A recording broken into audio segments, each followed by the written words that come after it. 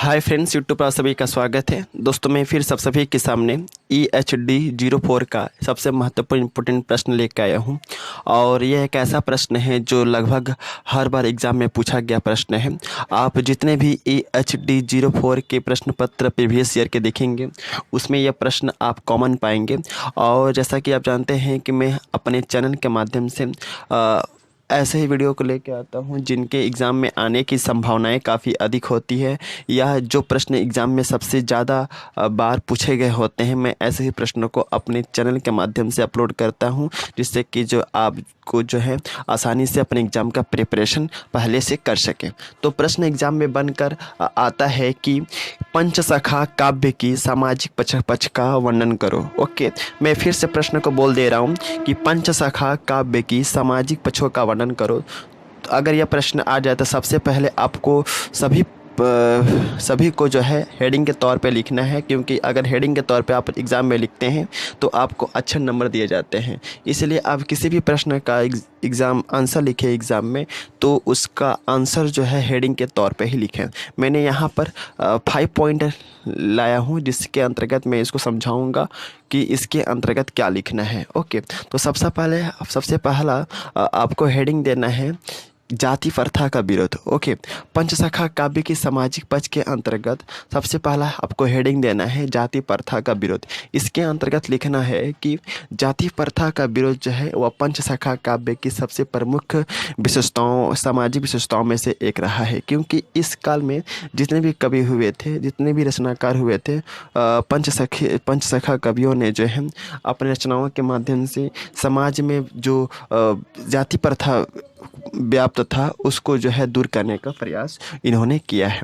Okay, फिर से बोल दूं, पंचसखा के अंतर्गत जितने भी कवि थे उन कवियों ने अपनी रचनाओं के माध्यम से, अपने ग्रंथों के माध्यम से उस समय तत्कालीन समाज में जो जाति प्रथा जैसी समस्याएं फैली हुई थी उन समस्याओं को उन्होंने अपनी रचनाओं के माध्यम से दूर करने का जो है प्रयास किया है। ओके, तो ये सबसे पहला सामाजिक पक्ष रहा है पंचसखा काव्य के अंतर्गत। दूसरा है वन व्यवस्था का विरोध। पंचसखा काव्य के सामाजिक पक्ष के अंतर्गत दूसरी सबसे प्रमुख विशेषता आती है, वह है वन व्यवस्था का विरोध। इसके अंतर्गत आपको यह लिखना है कि पंचसखा काव्य की सामाजिक पक्ष को अगर हम देखते हैं तो पता चलता है कि जितने भी पंचसखा के अंतर्गत कवि थे उन कवियों ने अपने रचनाओं के माध्यम से, अपने ग्रंथों के माध्यम से जो तत्कालीन जो समाज था जो कि अलग अलग 4 वन व्यवस्थाओं में बटा हुआ था, उन वन व्यवस्थाओं का उन्होंने जो है जमकर विरोध किया है। ओके, तो यह दूसरा पंचसखा काव्य का सामाजिक पक्ष है। पहला था जाति प्रथा का विरोध, ओके, दूसरा था वन व्यवस्था का उन्होंने पंचसखा के कवियों ने जो है विरोध किया है, और तीसरा हेडिंग आपको लिखना है धार्मिक आडंबरों का विरोध। धार्मिक आडंबरों का विरोध जो है वह पंचसखा काव्य के सामाजिक पक्ष के अंतर्गत शामिल है, क्योंकि पंचसखा के अंतर्गत जितने भी कवि हुए थे इन कवियों ने समाज में धर्म को लेकर जो है धर्म के जो आडंबरों का जो उस समय फैलाव हो गया था पूरे समाज में, धर्म से रिलेटेड जो रूढ़िवादियाँ जो थी वह भी जो है पूरी तरीके से व्याप्त थी। धर्म को लेकर विभिन्न प्रकार के बनावटी चीज़ें जो हैं समाज में शामिल थी। इन चीज़ों का जो है पंचसखा के कवियों ने जो है अपने रचनाओं के माध्यम से, अपने ग्रंथों के माध्यम से जो है दूर करने का प्रयास किया है। नेक्स्ट है ब्राह्मणवाद का विरोध।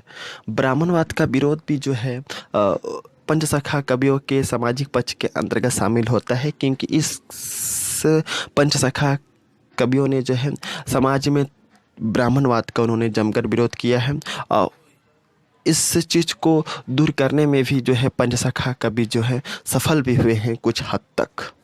नेक्स्ट है समाज में समानता लाने का प्रयास। पंचसखा काव्य के सामाजिक पक्ष को अगर हम अध्ययन करें तो पता चलता है कि पंचसखा के कवियों ने जो है अपने रचनाओं के माध्यम से, अपने ग्रंथों के माध्यम से समाज के सभी लोगों के बीच, चाहे वह उच्च वर्ग का हो, चाहे निम्न वर्ग का हो, चाहे वह कुलीन वर्ग का हो, सभी वर्गों के बीच जो है समानता लाने का प्रयास किया है, इक्वालिटी लाने का प्रयास किया है। ओके, तो आपको जितना भी 2 या 3 लाइन सभी पॉइंट अगर एग्ज़ाम में अगर प्रश्न आ जाता है तो सबको क्या करना है कि सबको हेडिंग आपको याद कर लेना है। हेडिंग याद करने के बाद इससे रिलेटेड जो है 2 या 3 पॉइंट जैसा कि मैंने बना करके बोला है ऐसे ही बना करके आपको लिखना है। अगर आप इस प्रश्नों को इस तरीके से लिखते हैं जैसा कि मैंने बताया तो आप अच्छे नंबर पाएंगे। और ऐसे ही प्रश्नों का आंसर लिखना चाहिए, क्योंकि अगर ऐसा प्रश्नों को आप लिखते हैं तो आई थिंक एग्जामिनर जो है उसको समझ में आएगा कि बच्चा जो है पढ़ा है और कुछ जानता है। ओके, तो यह जो है EHD 4 का एक मैंने आपको महत्वपूर्ण प्रश्नों को बताया है। और ऐसा ही EHD 4 के महत्वपूर्ण प्रश्नों को पाना चाहते हैं तो आप कमेंट सेक्शन में कमेंट कर सकते हैं। मैं बहुत ही जल्दी तुरंत जो है आपको इस तरीके का जो है इम्पोर्टेंट क्वेश्चंस को अपने वीडियो के माध्यम से प्रोवाइड करा दूंगा। और एक चीज़ बता दूं कि मेरा इग्नू लर्नर बोर करके एक टेलीग्राम चैनल है, उस चैनल को आप ज्वाइन कर लीजिए, क्योंकि वहाँ पे मैं इसका PDF दे दूँगा तो आप उस वीडियो को भी पढ़ सकते हैं।